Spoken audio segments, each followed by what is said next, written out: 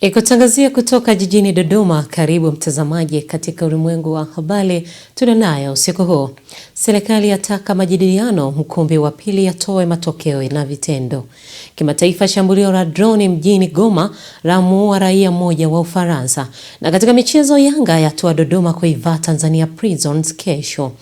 Hujambo mtazamaji popote pale ulipo, na karibu katika ulimwengu wa habari kutoka hapa Sky TV. Langu jina ni Zinazire Mswima. Waziri Mkuu wa Jamhuri ya Muungano wa Tanzania Dr. Mwigulu Nchemba amesisitiza umuhimu wa kuhakikisha mapendekezo na maazimio yanayotolewa katika majadiliano ya mkumbi wa pili yanatokelezwa na vitendo badala ya kubaki kwenye mipango na mazungumzo. Mwandishi wetu kutoka Dodoma anatuletea taarifa kamili.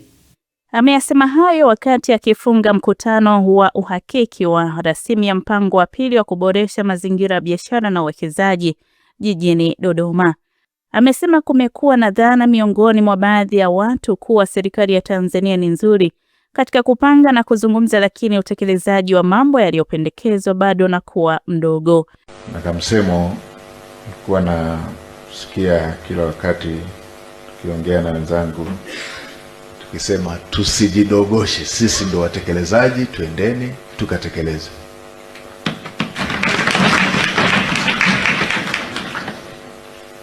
Moja ya changamoto, moja ya jambo ambalo wakosoaji wetu, tena wale wakosoaji wastaarabu kabisa, ambacho wanatukosoa wa Tanzania, huwa wanasema tuko wazuri sana kwenye kupanga, tuko wazuri sana kwenye kuongea, tunakuwa na tatizo kwenye kutekeleza.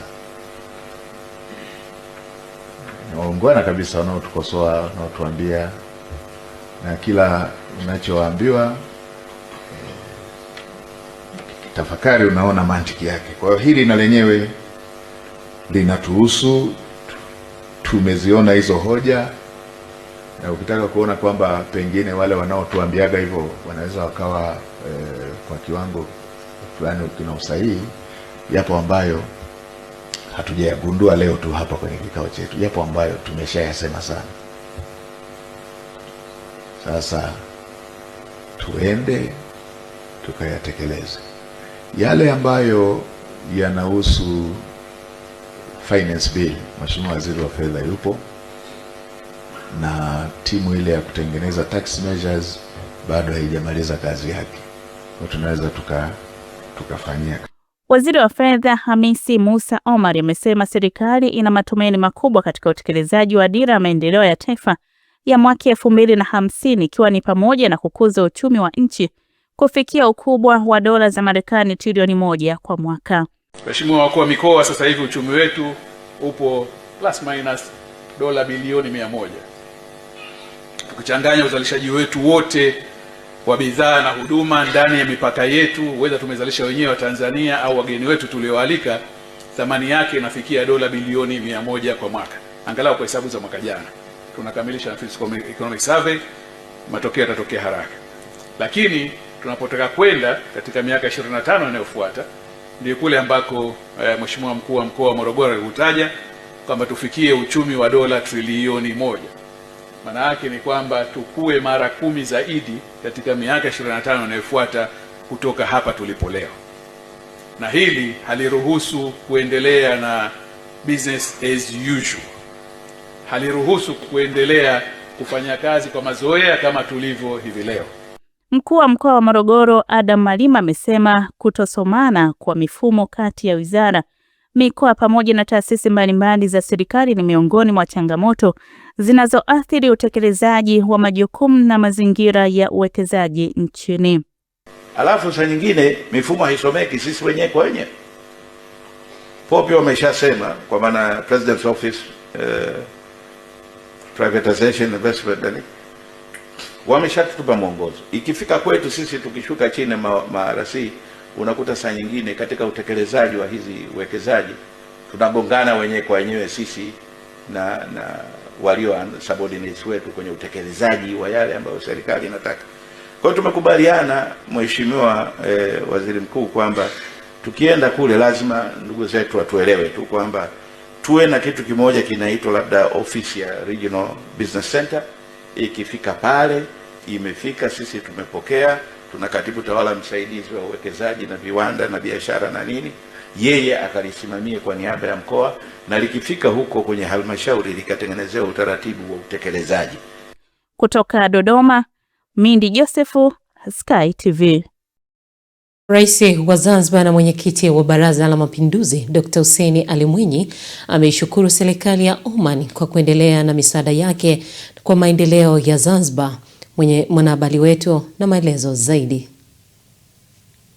Balozi huyo ameyasema hayo wakati wa ziara yake jijini Arusha alipotembelea taasisi ya Afrika ya sayansi na teknolojia Nelson Mandela ili kuona shughuli zinazofanywa, ambapo amesema changamoto ya upatikanaji wa ajira kwa vijana nchini Tanzania na kwingineko bado ni kubwa, inayohitaji mkakati wa pamoja. The challenge of getting jobs for young people in Tanzania and elsewhere is really incredible. Kwa vijana nchini Tanzania na kwingineko ni kubwa sana. Kuna vijana wengi wanaoingia kwenye soko la ajira wakiwa na vipaji, elimu na uwezo mkubwa, lakini bado kupata ajira. Rais Dr. Mwinyi ameyasema hayo katika hafla ya iftari iliyoandaliwa na balozi mdogo wa Oman hapa nchini, Balozi Said Salim Al Sanewi, iliyofanyika hoteli ya Golden Trap, uwanja wa ndege mkoa wa Mjini Magharibi. Nichukue fursa hii kumshukuru Mheshimiwa Balozi kwa jitihada zake katika mambo ya kuisaidia Zanzibar katika nyanja mbalimbali. Tumepata misaada mingi kutoka serikali ya Oman kwenye sekta ya elimu, kwenye sekta ya afya, kwenye sekta ya heritage.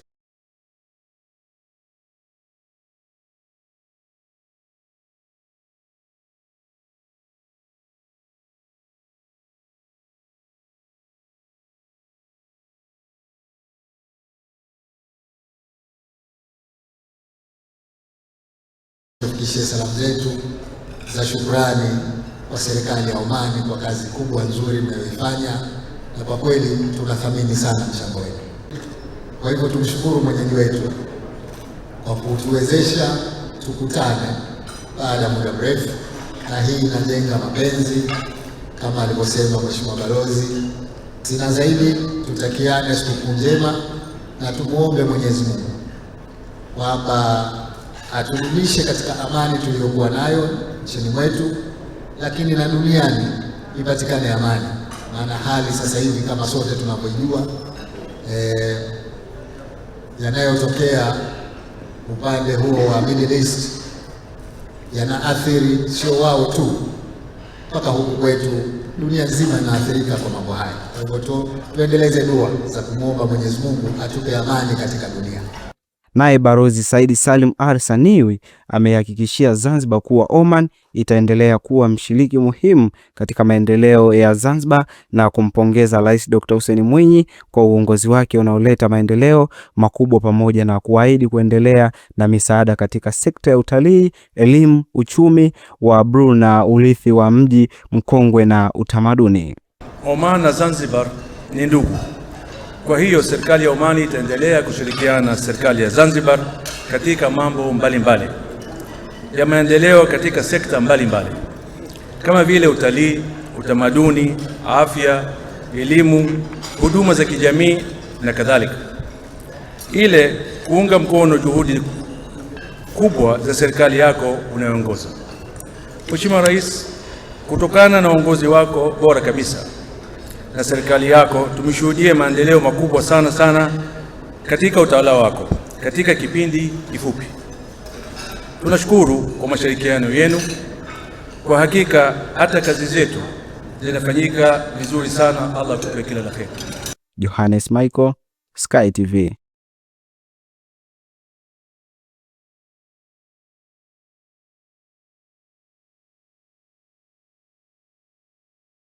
Balozi wa Jamhuri ya Ireland nchini Tanzania, Nicola Brennan, amesema vijana wengi wanaingia kwenye soko la ajira wakiwa na elimu, vipaji na uwezo mkubwa, lakini nafasi za ajira bado ni chache. Hivyo amesisitiza umuhimu wa uwekezaji na kuanzishwa kwa kampuni binafsi ili kuwapa fursa ya kutumia ujuzi wao na kuchangia maendeleo ya nchi. Balozi huyo ameyasema hayo wakati wa ziara yake jijini Arusha alipotembelea Taasisi ya Afrika ya Sayansi na Teknolojia Nelson Mandela ili kuona shughuli zinazofanywa, ambapo amesema changamoto ya upatikanaji wa ajira kwa vijana nchini Tanzania na kwingineko bado ni kubwa, inayohitaji mkakati wa pamoja. The challenge of getting jobs for young people in Tanzania and elsewhere is really incredible. Kwa vijana nchini Tanzania na kwingineko ni kubwa sana. Kuna vijana wengi wanaoingia kwenye soko la ajira wakiwa na vipaji, elimu na uwezo mkubwa, lakini bado kupata ajira imekuwa ni jambo gumu. Hivyo tunahitajika kuanzishwa kwa kampuni mpya bunifu pamoja na uwekezaji zaidi hapa Arusha na Tanzania kwa ujumla, ili vijana wengi waweze kuajiriwa na kutumia vipaji, ujuzi na uwezo wao kwa maendeleo ya ustawi wa nchi zao. Katika hatua nyingine, balozi huyo amesema kwa kuwa masomo ya sayansi, teknolojia, uhandisi na hisabati yamekuwa yakitawaliwa kwa wingi na wanaume, hivyo balozi wa Ireland utaendelea kuunga mkono juhudi za kuwawezesha wanawake na wasichana kujitokeza zaidi kusoma masomo hayo na kuhakikisha inashirikiana na Taasisi ya Afrika ya Sayansi na Teknolojia ili kupunguza pengo la kijinsia na kuongeza ushiriki wao katika ubunifu, tafiti na maendeleo ya kijamii. Moja ya mambo yaliyonivutia sana leo hapa ni dhamira ya taasisi hii katika kuhamasisha wanawake wengi zaidi kuingia katika masomo ya sayansi, teknolojia, uhandisi na hisabati. Eneo hili kwa kawaida halijawahi kuchaguliwa sana na wanawake. Kwa muda mrefu limetawaliwa zaidi na wanaume. Kutoka ubalozi wa Ireland tunafarijika sana kuona juhudi zinazofanywa kuhamasisha wanawake wengi zaidi kujiunga na masomo haya. Tunazingatia sana kuwawezesha wanawake na wasichana na kushughulikia pengo la kijinsia nchini Tanzania na kwingineko. Pia tumewekeza kwa kiasi kikubwa katika kuhamasisha wanawake kushiriki katika masomo ya sayansi na teknolojia, na hapa katika taasisi hii juhudi za kuhamasisha wanawake na wasichana ni za kuvutia sana. Kwa upande wake, makamu mkuu wa Taasisi ya Afrika ya Sayansi na Teknolojia Profesa Maulidi Okipanyura amesema ziara ya balozi huyo ni fursa muhimu katika kuhakikisha teknolojia, uhandisi na hisabati vinaendelea kutolewa mkazo, hususan kwa wakati wa sasa ambapo kumekuwepo na ukuaji mkubwa wa teknolojia. Kwa nini yeye amekuja? Kwa sababu sehemu kubwa ya wanafunzi hawa ambao tunawaandaa katika kambi maalum ambayo inafanywa na taasisi hii watakwenda Ireland.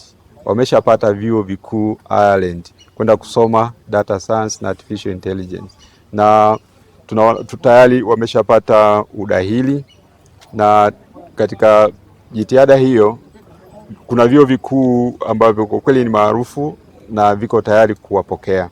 Kwa hiyo moja ya mazungumzo ambayo tumefanya ni namna ambavyo tutaendelea kushirikiana kuipeleka programu hii mbele.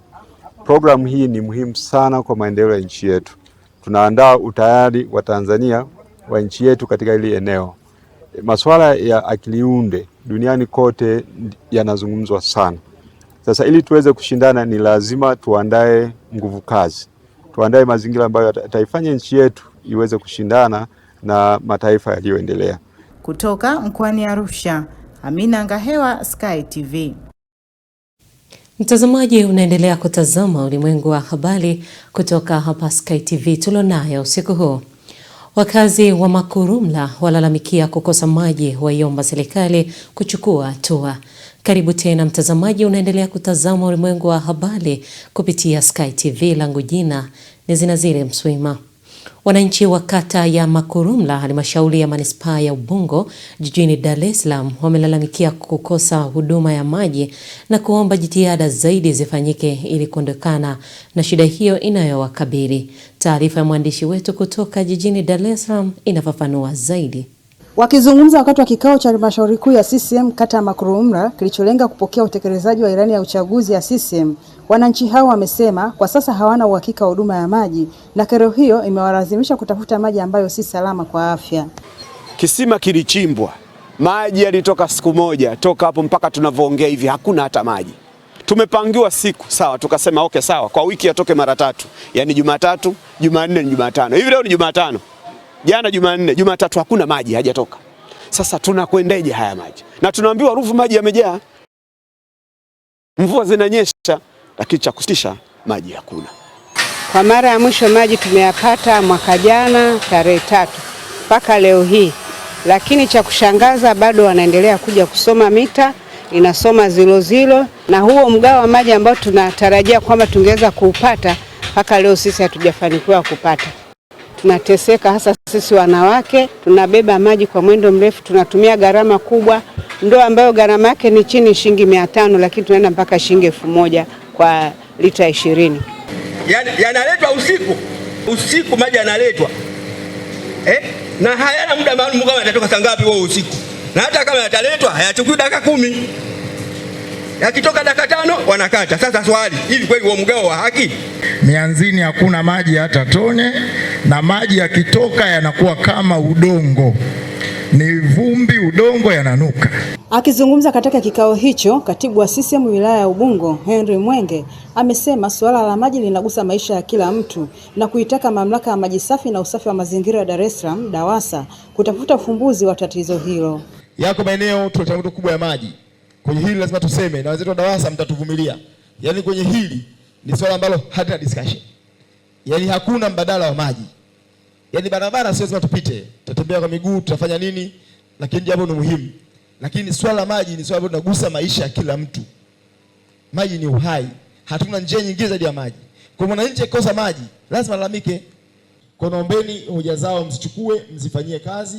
Kikao kizima kimetawaliwa na ajenda ya maji. Kwa hiyo tunategemea kwa wenzetu DAWASA kwa maana ya majibu yao na utekelezaji wao utakwenda kuakisi na kwenda kurudisha tabasamu kwa wananchi, hasa kwa eneo kubwa la kata ya Makurumla ambalo linakabiliwa na changamoto ya maji. Hivyo tunaamini kwa juhudi zinazofanywa na Mheshimiwa Rais, Mheshimiwa Waziri wa Maji Juma Aweso, pamoja na afisa mtendaji mkuu Injinia Bwire, pamoja na meneja wa DAWASA Magomeni, pamoja na wataalamu wetu, tutakwenda kushirikiana kuhakikisha ya kwamba ile azma ya Rais Daktari Samia Suluhu Hassan inakwenda kutekelezwa na kuondoa changamoto ya maji katika maeneo yetu. Kutoka Dar es Salaam, Nora Damian, Sky TV. Mtazamaji, moja kwa moja tuelekee mkoani Songwe. Mkuu wa mkoa wa Songwe Mheshimiwa Jabir Makame amerejesha tabasamu kwa mama mjane mmoja aliyekuwa akisumbuliwa baada ya kupokonywa eneo lake na mtu asiyejulikana na kuligeuza kuwa shamba. Tukio hilo limetokea wakati wa ziara ya kikazi ya siku 3 ya mkuu wa mkoa katika halmashauri ya Songwe. Mama huyo alimfuata Mheshimiwa Makame na kumweleza adha anayopitia katika kumiliki eneo lake. Tupate taarifa zaidi.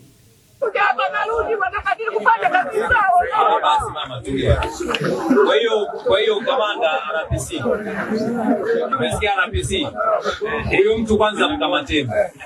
Sisi tumeelewana. Maana kuna watu wanajifanya wao ni wababe. Ndio. Yaani wanajifanya wao wana nguvu. Sasa sijui wana nguvu ya pesa, sijui wana nguvu ya nini. Wamekuwa wakionea watu, wamekuwa wakijichukulia sheria mkononi. Sasa mkamateni kwanza, mtieni ndani, muonyesheni kwamba serikali ni mbabe kuliko mtu mwingine yoyote. Serikali ina nguvu kuliko mtu mwingine yoyote.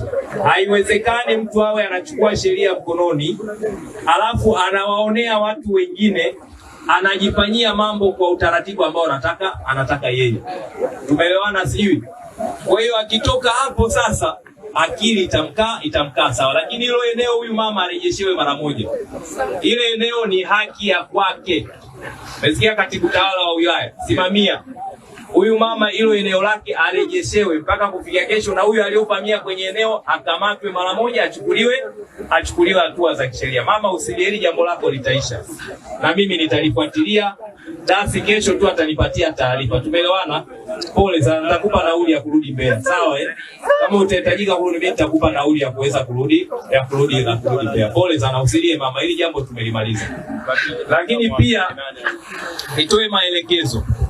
Changamoto za namna hii yawezekana ziko nyingi. Kuna watu huko yawezekana wanapitia kwenye changamoto za namna hii, hawana tu sehemu ya kwenda kusemea. Tumetoa maelekezo Haya, wanakuchangia hapa wachimbaji wadogo. Wachimbaji wadogo pia wanakuchangia. Inawezekana kuna mwingine anatoa mchango. Nani mwingine anamchangia mama yangu pia. Ananiunga mkono kumchangia mama yangu apate na huyu pia. Haya, mama tulia. Mama. Haya, unamchangia hapa na mwingine. Na nyingine na wengine wanakuchangia. Wachimbaji wadogo wanakuchangia mama. Hawako tayari kwa sababu wamesaidiwa na mama usilie.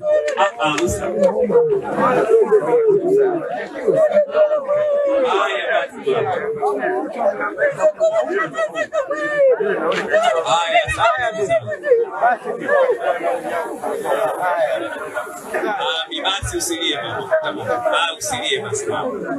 Tutakukabidhi eneo lako. Wachimbaji wadogo wa Songwe Gold Family tumeshirikiana, tumemchangia mama 140,000 kama nauli yake ambayo amesafiri kuja Mbeya kwa ajili ya kuleta changamoto. Aliposikia mkuu wa mkoa anakuja, akasema na yeye aje kueleza hii changamoto, na hii changamoto mama tutaimaliza. Kwa hiyo katibu tawala, kamanda usije hakikisha hiyo hela inafika salama hiyo. Sio wengine wakamzungukia hapa. Ifike salama. Sawa, lakini nasi changamoto kama hizi, nadhani Mheshimiwa Waziri Mkuu ameshatoa maelekezo kwamba twendeni kwenye ziara za kuwasikiliza wananchi, na Mheshimiwa Waziri wa TAMISEMI akaweka msisitizo kwamba twendeni kwenye level ya kata. Changamoto za namna hii ziko nyingi sana huko mtaani. Kwa hiyo twendeni tuwafikie wananchi, tuwasikilize katika kutatua changamoto zao ili tuweze kuzipunguza. Ingana huyu mama angesikilizwa mapema, hii changamoto ingekuwa imeshaisha na kusingekuwa na mtu mwingine yoyote ambaye anavamia.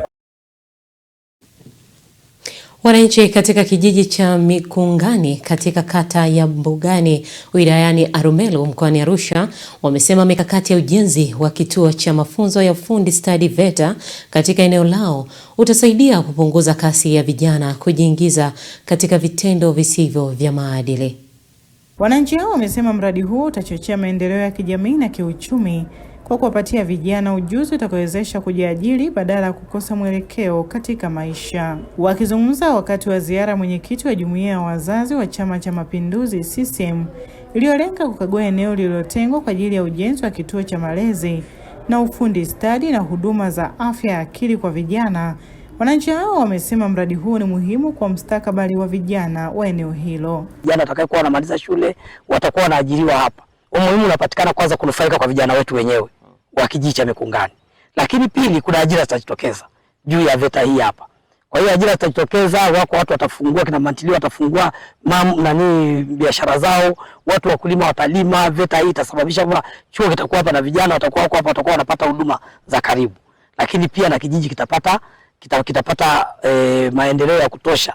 Kwa kupata kwetu hicho chuo cha VETA kitatusaidia sana, kwa sababu kuna watoto wetu ambao wanafeli darasa la 7, wanafeli form 4, kwamba mtoto anaweza akapata hayo masomo ya VETA akaweza kuendesha familia yake, akaweza kuendeleza jamii inayomzunguka.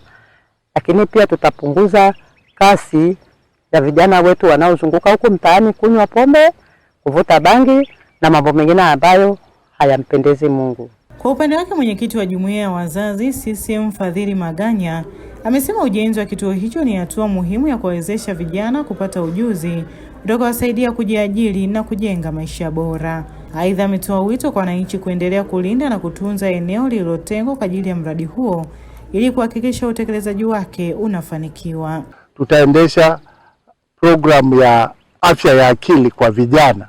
Kwa tunashukuru kwamba tumepewa eneo hili ekari 6 ambalo sisi jumuiya ya wazazi kwa kushirikiana na wadau ambao wanapatikana na wataendelea kupatikana, tutakuja kujenga kituo hiki cha mafunzo, kituo cha malezi kwa ajili ya vijana. Tuombe kwamba tuendelee kutunza mazingira, na bahati nzuri hapa wametunza mazingira, kuna miti ya asili.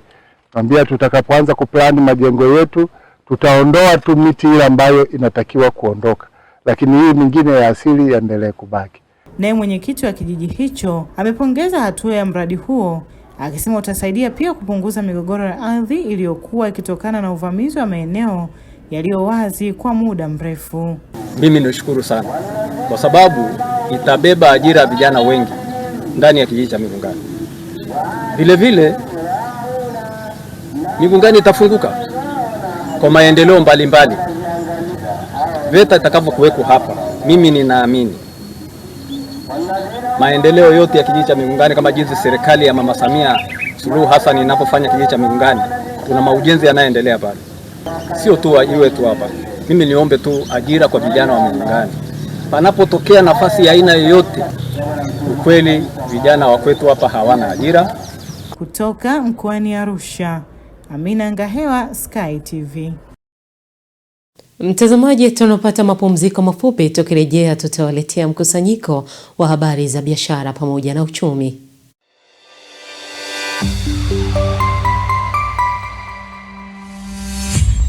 Sky TV.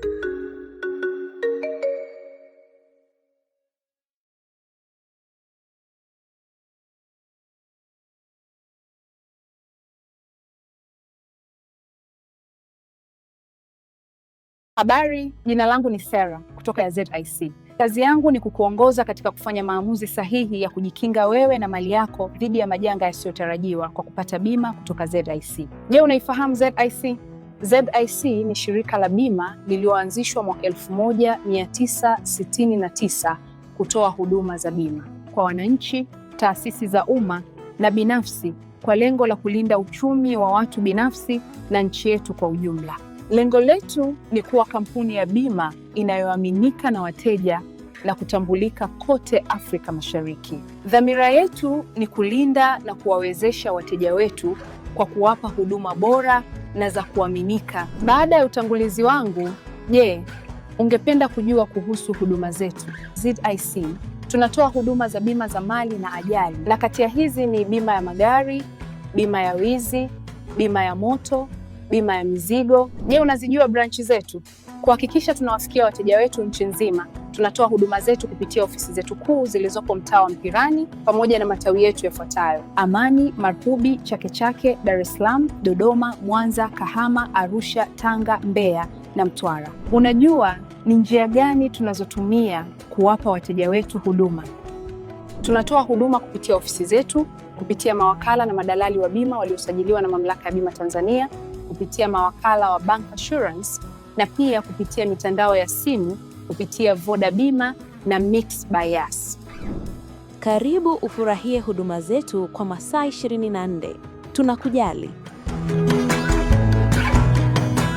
Sky TV inakukaribisha mfanyabiashara, mjasiriamali, taasisi na mashirika mbalimbali kutangaza biashara yako kwa gharama nafuu. Sky TV itafurahi kuwa sehemu ya kufanikisha ndoto yako ya kukua kibiashara. Karibu utangaze nasi ili kuwafikia wateja wengi kutoka maeneo mbalimbali ndani na nje ya nchi. Kwa maelezo zaidi, wasiliana na mkuu wa kitengo cha masoko kupitia simu namba 0673 33 61 99 au 0794 96 3336. Wakati wa kukua kibiashara, taasisi au shirika lako ni sasa. Changamkia fursa hii. Sky TV, above the limit.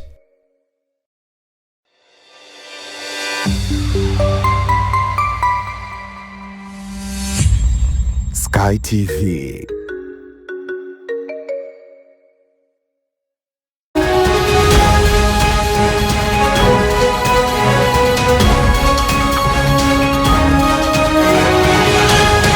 Biashara na uchumi. Mtazamaji, karibu katika habari za biashara na uchumi. Waziri wa Nchi Ofisi ya Rais, Mipango na Uwekezaji, Profesa Kitila Mkumbo amewataka viongozi wa mikoa na mawaziri nchini kubadili fikra za kutaka kudhibiti kila sekta, akisisitiza kuwa ukuaji wa sekta binafsi unategemea serikali kupunguza mwingiliano wake kwenye maisha na biashara za watu. Akizungumza mkoani Dodoma katika mkutano wa uhakiki wa rasimu ya pili ya kuboresha mazingira ya biashara na uwekezaji leo Machi 11, 2026, Profesa Mkumbo amesema sekta binafsi haikui kwa maombi mbali kwa hatua za makusudi za kisera. The private sector must grow. Sekta binafsi lazima ikue. Na sekta binafsi haiwezi kukua tu kwa maombi. Kwa maombi ya makanisa na misikitini. Inabidi ikue kwa kuchukua hatua za makusudi.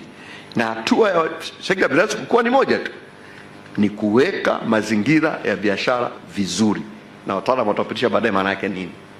Kwa Mheshimiwa Mkuu wa Mkoa, nawaelezeni hayo kwa sababu hatimaye nyinyi ndio watekelezaji. Sisi tutapanga, tutatunga sera, tutatunga sheria, tutasimamia. Watekelezaji ni mamlaka za serikali za mitaa, na nduko ninyi mlipo. Kwa hili ni eneo ambalo nitaka kulisisitiza, waheshimiwa wakuu wa mikoa, mazingira ya biashara. Maana yake ni kwa kifupi, kuweka mazingira ya biashara kwa kifupi ni kujipunguzia mamlaka. It means reducing government control over people's lives, including businesses. And that is where the difficult part comes in. Kwa sababu sisi kama viongozi, we like empire, we like hegemony. Sio, tunataka kutoa maelekezo kwa kila mtu. Hata sisi mawaziri hapo wanaongea na mawaziri wenzangu. Naambia, unajua sisi sio bosi wa kila mtu hapa Tanzania. Sisi ni, wewe ukiwa waziri wa viwanda na biashara, wewe ni bosi wa watumishi wa wizara ya viwanda na biashara, sio bosi wa wenye viwanda. Sasa tunajisahau sana sisi ambao tumepewa mamlaka ya kiserikali. Tunadhani ni bosi wa kila mtu. Unakuta mtu anafokea na kutoa maelekezo kwa kila mtu, na hawapendi maelekezo. Hapana, unatoa maelekezo kwa watumishi wako waliopo chini yako. Kama ni mkoa wa Singida kama ni mkoa wa Singida, toa maelekezo kwa watumishi wa serikali katika mkoa wa Singida. Sasa wewe ujawa pale mkuu, umekuwa mkuu wa mkoa, ni bosi wa kila mtu, mpaka wamiliki wa hoteli wapi na wapi. Sasa hilo tatizo. Kwa hiyo ni kupunguza, maana yake kuweka mazingira ya biashara inaanza kwa kutambua kwamba serikali lazima ipunguze control kwenye maisha ya watu, ikiwemo kwenye biashara, na ni eneo gumu kwa sababu tunapenda control. Na naona wakuu wa mikoa tunatoa maelekezo kwa kila mtu, na watu wameshazoea. Unaongea na mfanyakazi, nimepewa maelekezo na mkuu wa mkoa. Sema na wewe umepewa pia, haya tekeleza bwana, tufanyaje sasa? Lakini hiyo ndio maana hasa ya huko tunapoelekea. Mtazamaji, tuangazie viwango vya kubadilisha fedha kwa mujibu wa Benki Kuu ya Tanzania BOT. Dola ya Marekani imenunuliwa kwa shilingi 2550 na senti 43 na imeuzwa kwa shilingi 2575 na senti 94. Paundi ya Uingereza imenunuliwa kwa shilingi 3428 na senti 55 na imeuzwa kwa shilingi 3462 na senti 83. Euro ya Ulaya imenunuliwa kwa shilingi 2967 na senti 68 na imeuzwa kwa shilingi 2997 na senti 36. Yeni ya China imenunuliwa kwa shilingi 370 na senti 82 na imeuzwa kwa shilingi 374 na senti 52. Yeni ya Japani imenunuliwa kwa shilingi 16 na senti 16 na imeuzwa kwa shilingi 16 na senti 32. Randi ya Afrika Kusini imenunuliwa kwa shilingi 156 na senti 47 na imeuzwa kwa shilingi 158 na senti 03. Kenya shilingi imenunuliwa kwa shilingi 19 na senti 73 na imeuzwa kwa shilingi 19 na senti 92. Faranga ya Rwanda imenunuliwa kwa shilingi 1 na senti 73 na imeuzwa kwa shilingi 1 na senti 75. Uganda shilingi imenunuliwa kwa senti 68 na imeuzwa kwa senti 69. Faranga ya Burundi imenunuliwa kwa senti 85 na imeuzwa kwa senti 86. Tamati ya habari za biashara na uchumi. Mimi ni Mendi Josefu.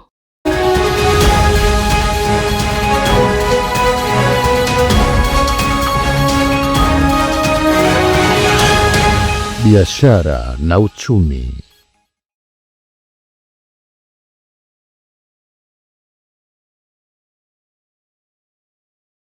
Na sasa mtazamaji, tunaungana na Pius Jayunga katika habari za kimataifa.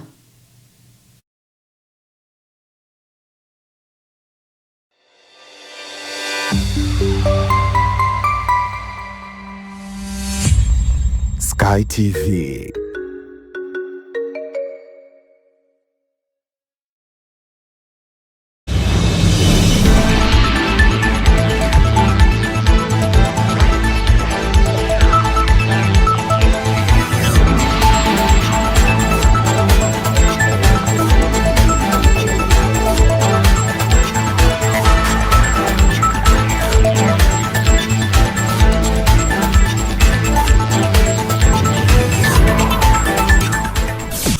Habari za kimataifa.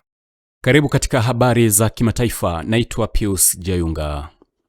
Msemaji wa kundi la waasi wa AFC mkato M23, Lawrence Kanyuka, amesema watu 3 wameuawa mapema Jumatano baada ya kutokea shambulizi la droni katika eneo moja la makazi. Shambulio hilo la droni lilitokea wakati watu wengi wakiwa bado wamelala. Taarifa za awali zinasema limewaua watu 3 akiwamo mfanyakazi wa shirika la Umoja wa Mataifa la kuwahudumia watoto UNICEF na kusababisha uharibifu mkubwa wa nyumba za wakazi.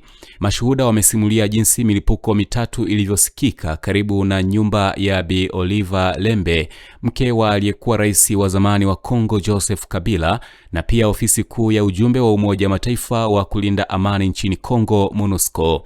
Hadi kufikia mchana wa leo, hali imeendelea kuwa ya wasiwasi miongoni mwa wakazi wa Goma, hususani wale wanaoishi karibu na eneo la tukio. Pasco Tababi, mkazi na mwendeshaji wa pikipiki, amesema kuwa alisikia milipuko hiyo na hadi sasa kiwewe hakijamtoka. Kwingineko, watu 30 wamefariki dunia kufuatia mafuriko yaliyosababishwa na mvua kubwa katika eneo la Gamo kusini mwa Ethiopia.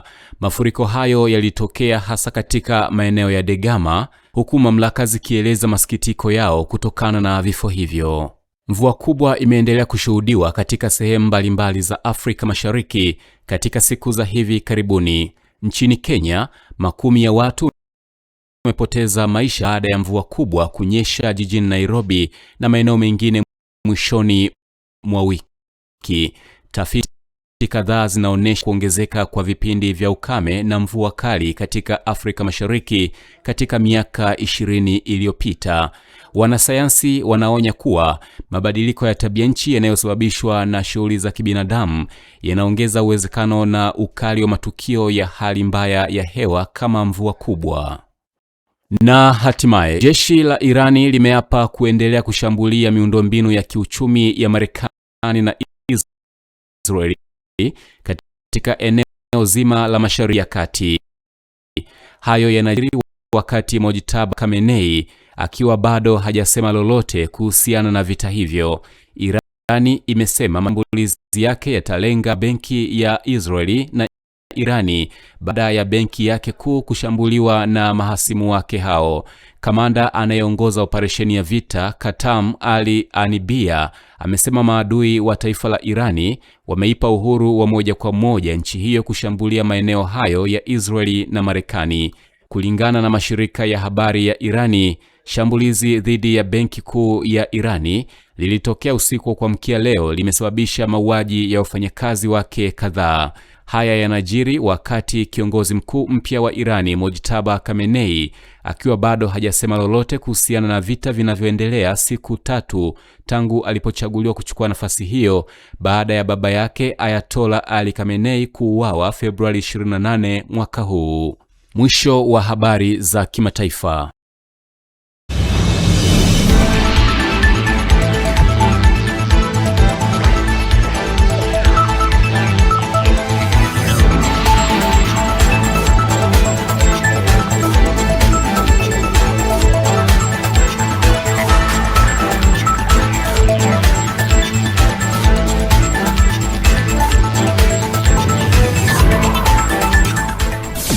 Habari za kimataifa. Mtazamaji, ni wasaa kuelekea viwanjani kuangazia yale yaliyojili katika michezo hii leo.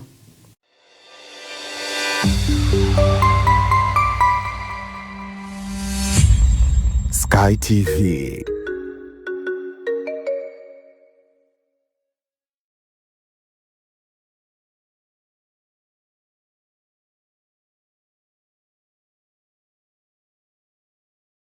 Habari, jina langu ni Sarah kutoka ya ZIC. Kazi yangu ni kukuongoza katika kufanya maamuzi sahihi ya kujikinga wewe na mali yako dhidi ya majanga yasiyotarajiwa kwa kupata bima kutoka ZIC. Je, unaifahamu ZIC? ZIC ni shirika la bima lililoanzishwa mwaka 1969 kutoa huduma za bima kwa wananchi, taasisi za umma na binafsi kwa lengo la kulinda uchumi wa watu binafsi na nchi yetu kwa ujumla. Lengo letu ni kuwa kampuni ya bima inayoaminika na wateja na kutambulika kote Afrika Mashariki. Dhamira yetu ni kulinda na kuwawezesha wateja wetu kwa kuwapa huduma bora na za kuaminika. Baada ya utangulizi wangu, je, ungependa kujua kuhusu huduma zetu? ZIC tunatoa huduma za bima za mali na ajali, na kati ya hizi ni bima ya magari, bima ya wizi, bima ya moto, bima ya mizigo. Je, unazijua branchi zetu? Kuhakikisha tunawafikia wateja wetu nchi nzima, tunatoa huduma zetu kupitia ofisi zetu kuu zilizopo mtaa wa Mpirani pamoja na matawi yetu yafuatayo: Amani, Marubi, Chake Chake, Dar es Salaam, Dodoma, Mwanza, Kahama, Arusha, Tanga, Mbeya na Mtwara. Unajua ni njia gani tunazotumia kuwapa wateja wetu huduma? Tunatoa huduma kupitia ofisi zetu, kupitia mawakala na madalali wa bima waliosajiliwa na Mamlaka ya Bima Tanzania, kupitia mawakala wa Bank Assurance, na pia kupitia mitandao ya simu kupitia Voda Bima na Mix by Yas.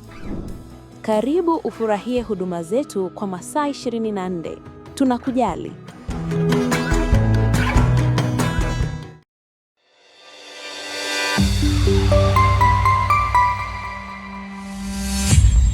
Sky TV. Michezo na burudani inaletwa kwenu na ZIC.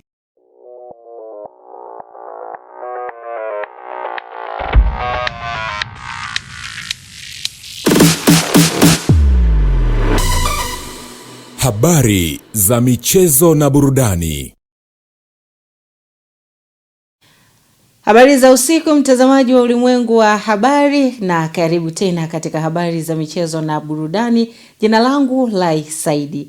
Kikosi cha Yanga kimewasili salama hapa Dodoma kwa ajili ya mchezo wa Ligi Kuu Soka Tanzania Bara dhidi ya Tanzania Prisons, mchezo ambao unatarajiwa kuchezwa siku ya kesho kwenye dimba la Jamhuri hapa Dodoma majira ya saa 2 usiku. Hapo awali mchezo huo ulipangwa kuchezwa kwenye uwanja wa Al-Hassan Mwinyi mkoani Tabora kabla ya bodi ya Ligi Kuu Tanzania Bara TPLB kutoa taarifa ya kuhamishia mchezo huo jijini Dodoma. Ikumbukwe kuwa Tanzania Prison ilikuwa inatumia uwanja wa Sokoine uliopo jijini Mbeya kama uwanja wao wa nyumbani kabla ya kufungiwa. Mwanamichezo wetu Johannes Michael anakuja na taarifa zaidi kuhusiana na kuelekea mchezo huo ambapo Yanga watakuwa wageni dhidi ya Tanzania Prisons. Ni mazoezi ya mwisho ya klabu ya Young Africans wakijiandaa kuelekea mchezo wa Ligi Kuu Soka Tanzania Bara amba Jamhuri Dodoma. Kama ambavyo unaona baadhi ya wachezaji wa Young Africans wakiwa wanajiweka fiti zaidi kuhakikisha kwamba wanakwenda kumkabili Tanzania Prison katika mchezo wa siku ya kesho ambapo utapigwa majira ya saa 2 kamili katika uwanja wa Jamhuri. Kocha Pedro Goncalves pamoja na mchezaji Hussein Masaranga wao katika mkutano na waandishi wa habari wameweza kuzungumzia maandalizi yao, wamejipanga kwa namna gani, lakini kikosi cha Tanzania Prison kenyewe hakikuweza kufika katika kuweza kuzungumza na waandishi wa habari. Tuwe tukatazame kocha wa Young Africans pamoja na mchezaji Hussein Masaranga.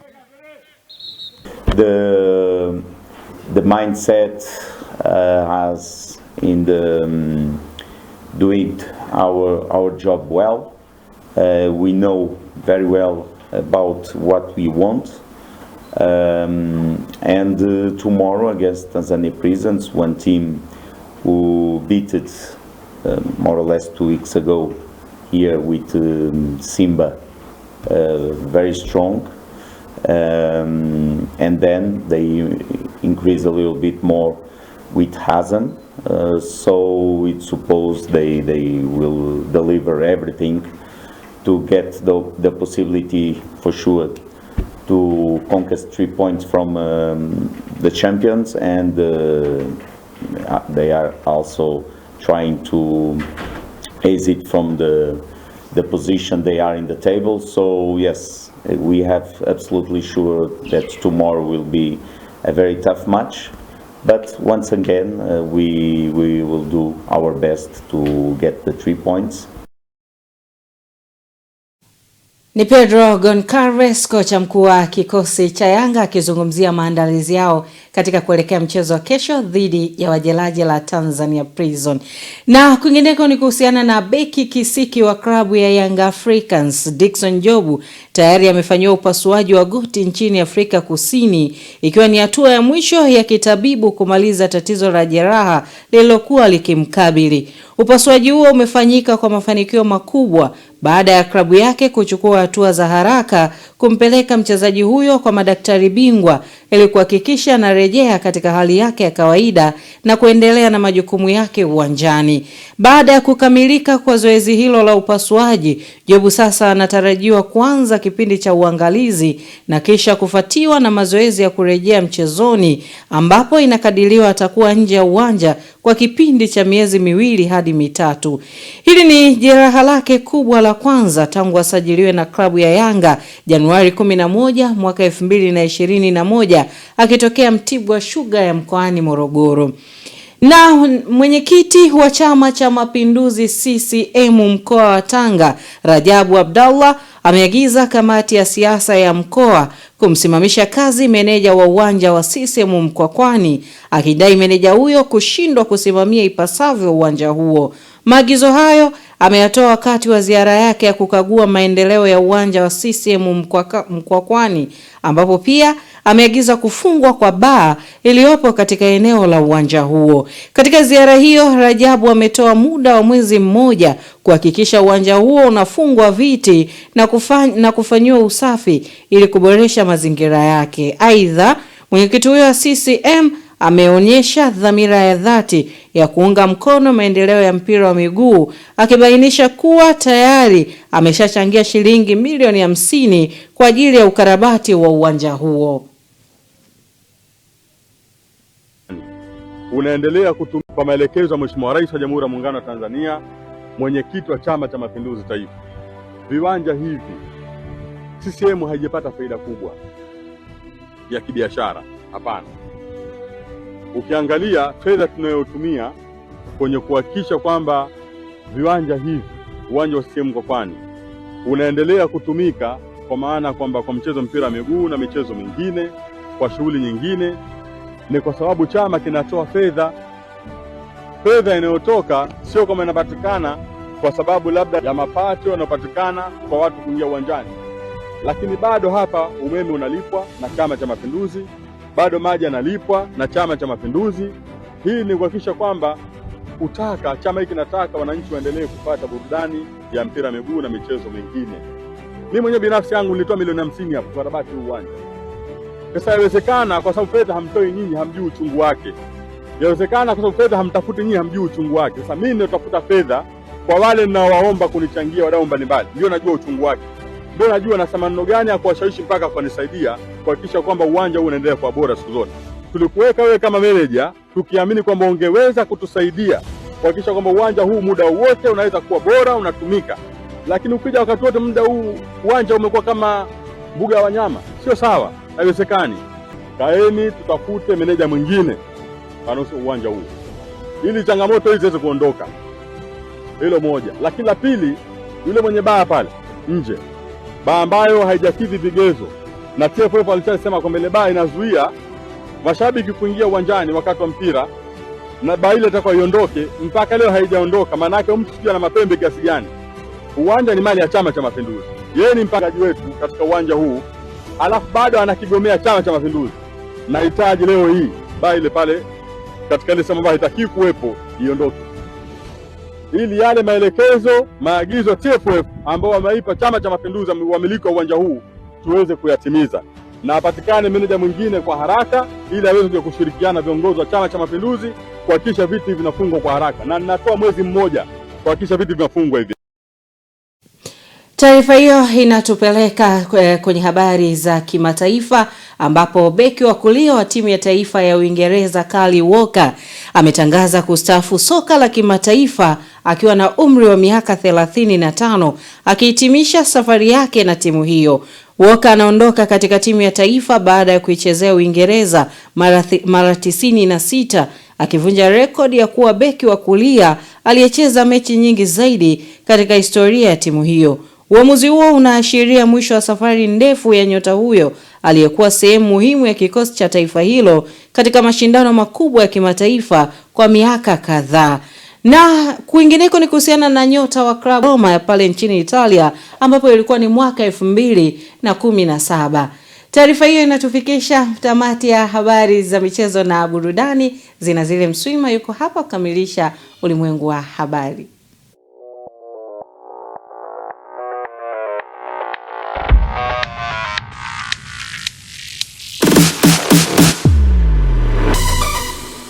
Habari za michezo na burudani.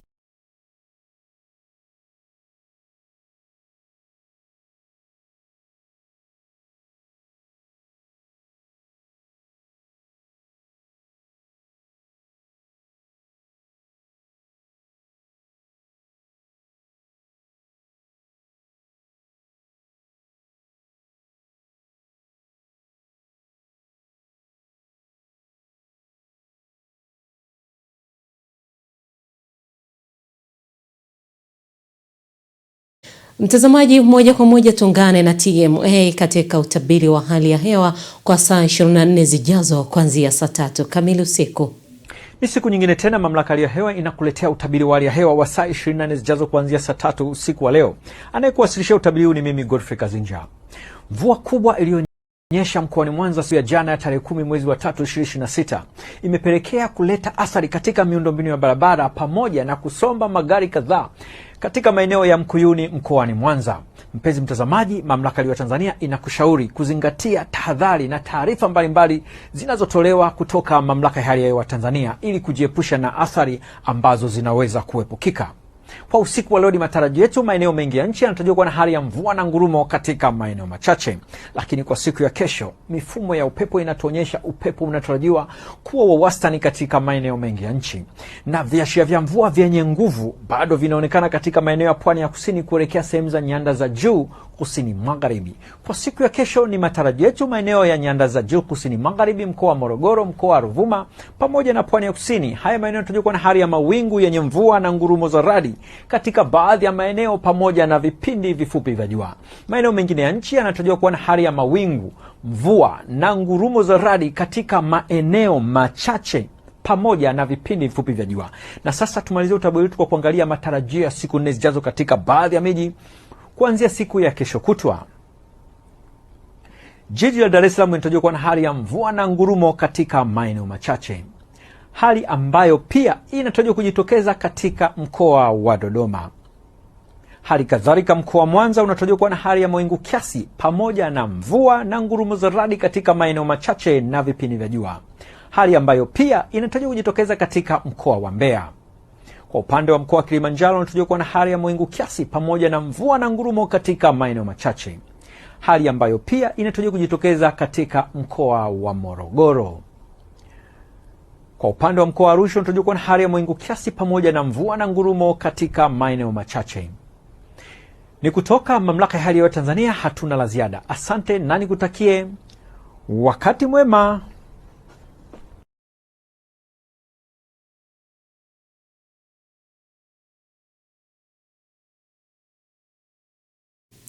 Mtazamaji, kabla ya kuhitimisha ulimwengu wa habari usiku huu, tupate muhtasari wa tuliokuwa nayo. Serikali yataka majadiliano mkumbi wa pili yatoe matokeo ya vitendo. Na kwa kimataifa, shambulio la drone mjini Goma lamuua raia mmoja wa Ufaransa. Na katika michezo, Yanga yatua Dodoma kuivaa Tanzania Prisons hapo kesho. Mtazamaji, nafika tamati katika ulimwengu wa habari. Kwa niaba ya timu nzima ya Sky TV, mimi ni Zinazile Mswima. Uwe na usiku mwema.